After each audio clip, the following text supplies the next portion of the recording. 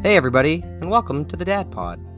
I'm your host, an average dad, Zach Waite. In today's episode, we'll be discussing what the Dad Pod is, why I created it, and a little bit about myself, where I came from, who I am, and that wonderful year that I became a dad. So sit tight, enjoy the ride.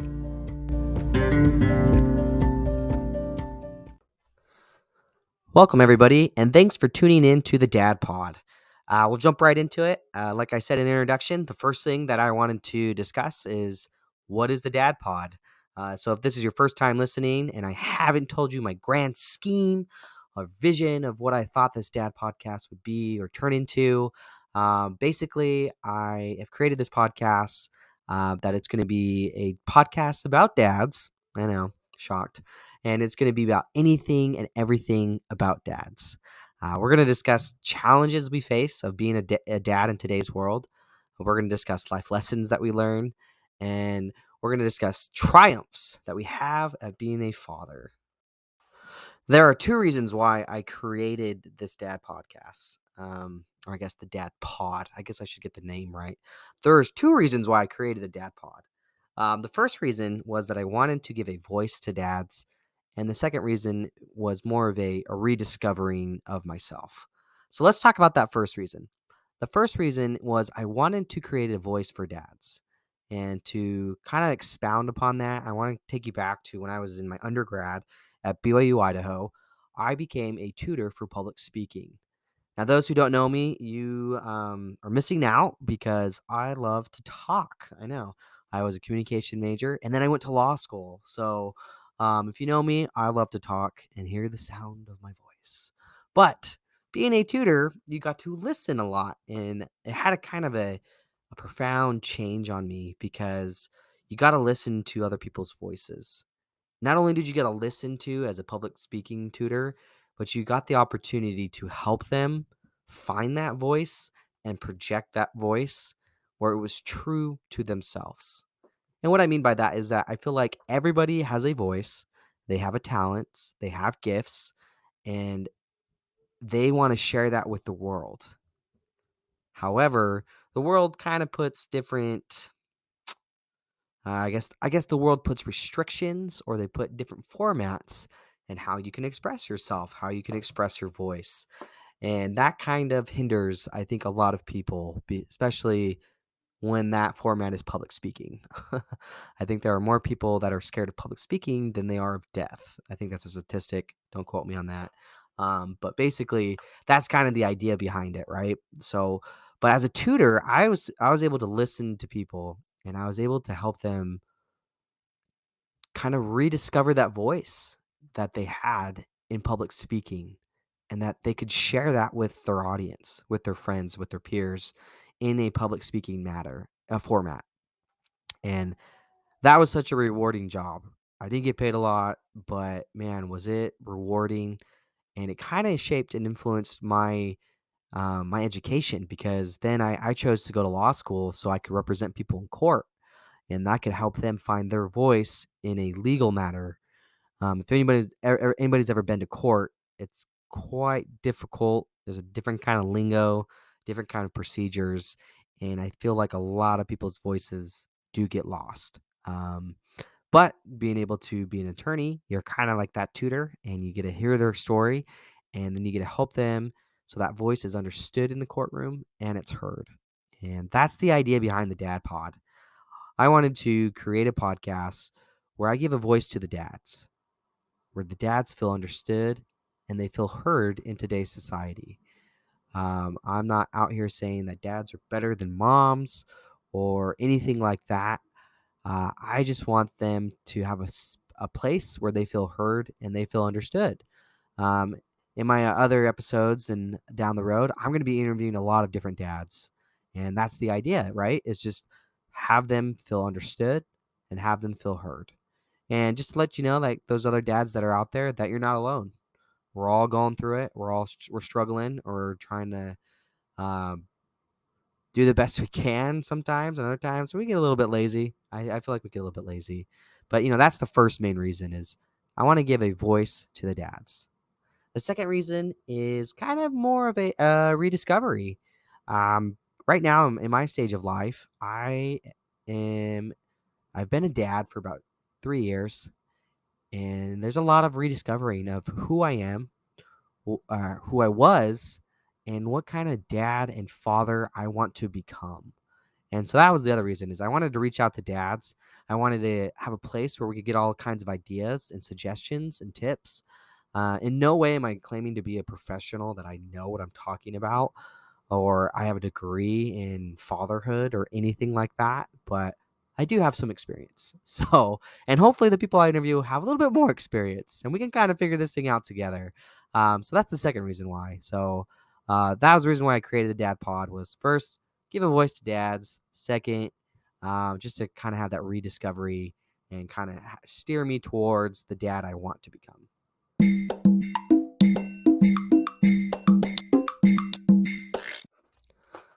So, moving into the last segment of the podcast, we're going to switch over to who I am as an individual, kind of a get to know your host of the Dad Pod. I thought it'd be cool just to kind of recap or summarize who I am, where I came from, kind of how I grew up, and that year I became a dad. So, you can kind of get to know me a little bit more and I can share my story with you. So, let's just jump right into it. My name is Zach Waite, or Zachary Waite, I should say my full name. I was born in Las Vegas, Nevada, and I was raised in a small town north of Las Vegas called Logandale and Overton. And to the locals, the whole valley where those two towns sit is called Moapa Valley. Home of the pirates, woo, blue and gold. Um, Being a pirate it was a good time growing up because that's when Pirates of the Caribbean came out. So that was kind of like the craze and everything. So I always felt sorry for our rivals across the way because they were just a bulldog. No cool movies were made about a bulldog. It's all about the pirates. So yeah, I was the youngest of five in my family.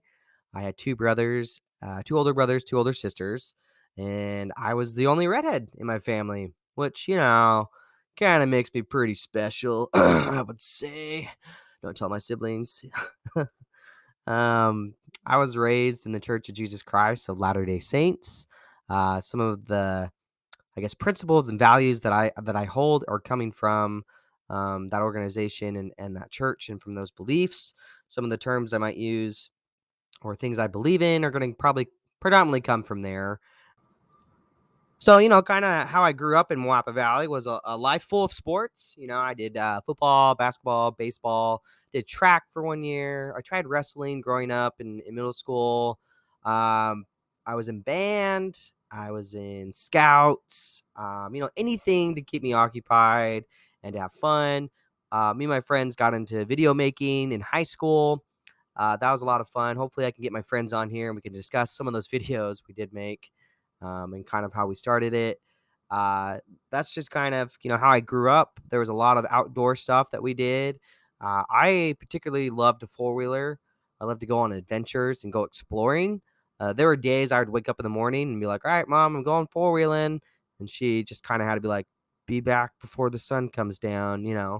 And I would just go off and just go explore and drive all over the desert. There's just something about that freedom, with the wind in your hair and probably should have wore a helmet, but wind in your hair and listening to your iPod back in the day. For those kids who don't know what an iPod is, please go look that up. They were cool. And yeah, so, I'm just your typical outdoor boy. I love to be outside. I'd love to go swimming, obviously, because it was 120 degrees out there. Hang out with my friends, try to play video games. I was never a really big gamer, but we always played video games with friends. That's just kind of how you grew up. So now that I've talked to you kind of who I am, kind of how I grew up and things like that, let me just kind of touch on bases of where I've been and the things I've done and things I traveled to. I kind of always like this part of my life just because, you take bits and pieces with you as you go throughout your life. And so there are bits and pieces of certain states and certain countries that are still part of me and the person that I am. So I grew up my first 17 years in Moapa Valley, and after that, I moved on up to Rexburg, Idaho, to go to school at BYU, Idaho. So I went from like 120 to like -20, freezing cold up there by the Tetons. But, it was a good school for me to go and to learn and be on my own. After that, I accepted a mission or a service mission for my church, and I went to Scotland and Ireland. I did a year in Scotland and a year in Northern Ireland. Um, as I mentioned earlier, I was a redhead and I have loads of freckles. So, yes, you can imagine I did fit in quite well, actually. um, most of my mission, or a good chunk of my mission, I actually spent down in Northern Ireland in what they call the Blood Triangle, which is between the two borders of Northern Ireland and the Republic of Ireland, kind of where the crazies were. But great people. I love them. Um, it was a good kind of crazy. It was just very exciting times. The people there were lovely, wonderful. I miss them every day. I wish I could go back. I want to take my family back there. I can't wait for that.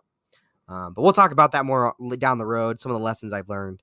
After I returned back from my mission, I went back up to Idaho. I did school for a couple years, and then I did an internship down in Alabama in Birmingham.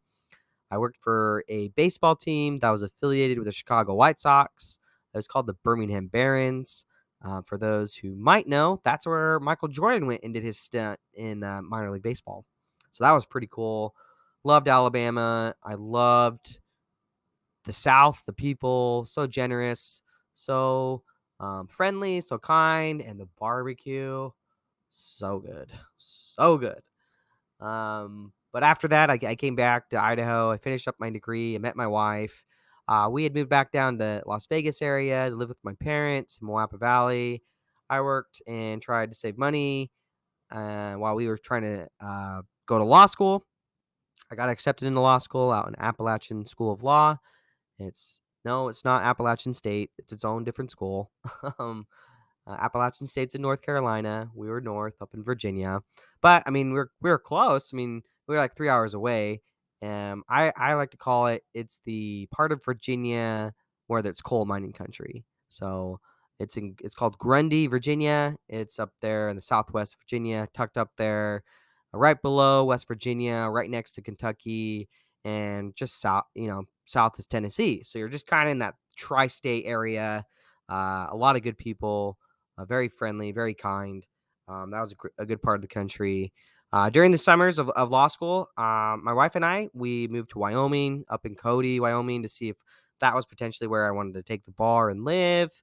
The next summer, we moved to Southern Oregon and Medford. My wife had family out there. We loved that area. You're about like an hour away from the redwoods, an hour and a half from the beach. Crater Lake was an hour and a half. Just really good location. But unfortunately, that didn't work out. That wasn't in the plan, and we eventually ended up moving to Kansas City, Missouri. And for those who've never been to Kansas City, Missouri, I'm just gonna say you're missing out. I really do feel like Kansas City, Missouri is a hidden gem in America that most people just don't know about.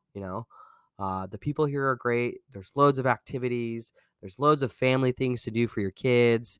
Overall, it's the heartland of America, and it's just a great place to live. So, that's just kind of been my travels through life. Um, I think those travels have an impact on you. They affect you in different ways. They let you see the world with a different lens, not just the way I grew up, and the only way of life is the way I grew up. So I do think that has an impact on who I am as a person, who I want to become, and the dad I'm trying to become. So, we've kind of come to the end. And so I just kind of want to talk about that year that I became a dad. I guess this kind of gives me my credit or credentials of starting the dad pod, is that I am an actual father, inexperienced father, but I am a dad. So I'm learning. So we're going to rewind back to 2017 at the end. I was graduating from my undergrad, bachelor's degree in communications at BYU, Idaho. And then me and my wife moved back down to Nevada. We went on a cruise, a Disney cruise to the Bahamas in Key West. Love that cruise. That was fun. That was kind of our last hoorah before we started school and had our kids. After that, we found out that we were pregnant with our first kid. That was an exciting time. My wife was super excited. I was super excited for my wife. For those who don't know, my wife, all she's ever wanted to do is be a mom, and she's really good at it. And I attribute that to her mother. Her mom's a really good mom. And she taught her, like the most important thing is being a mom. And so that was fun to see my wife um, just glow for 9 months. It was a lot of pain, a lot of suffering, because it was hot and she's not used to the heat. But she was a trooper. She toughed it out with me out there in Las Vegas. When we found out that we were going to law school in the end of July, we packed up all of our things and we moved across the country when she was like 7 or 8 months pregnant. Yeah, so she really loved me because she was willing to do that. And we moved from Logandale, Nevada, all the way out to Grundy, Virginia. And so, kind of a lot had happened with starting law school and trying to find my way and make sure I was staying on top of my grades. And after my first month of law school, we went in to the doctors and we had our first baby, our first daughter. Um, it was kind of a hard pregnancy for my wife. She was in labor for like 30 something hours. It's quite the process. It was kind of rough on her, but she she toughed it out and she loves our little girl. And that was a precious time in my life because I I would say I'm not like the best dad, but I think I've always kind of wanted to be like a dad, like my wife's probably gonna get mad, but that's okay. I was kind of saying, like my dad senses were tingling. I started wearing these like ugly Hawaiian shirts on the weekends, and I would start wearing more cargo pants and the white tennis shoes and everything. So I was going like full dad mode, um, but I look at my dad and that's who my dad was. And I just always looked up to my dad and I wanted to be that. So it was super fun that I was like, now it's not an excuse. I can just do it because I'm a dad. I can dress like a dad. I can act like a dad. I can just do things that dads do that, they just get away with because it's like, oh, it's dad. But yeah, so my precious little girl, she's 3 years old now. Um, and for those who don't know, we're kind of going through a transitioning time. We've been kind of informed that she might be on the spectrum.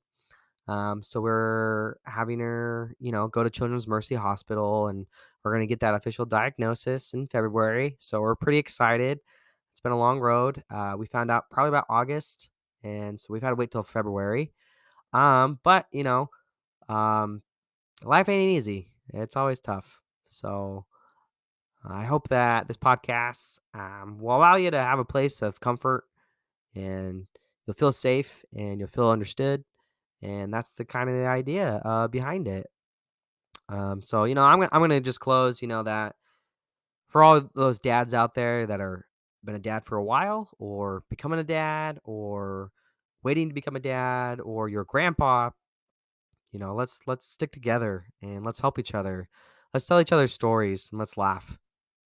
We need more laughter in the world. I always say.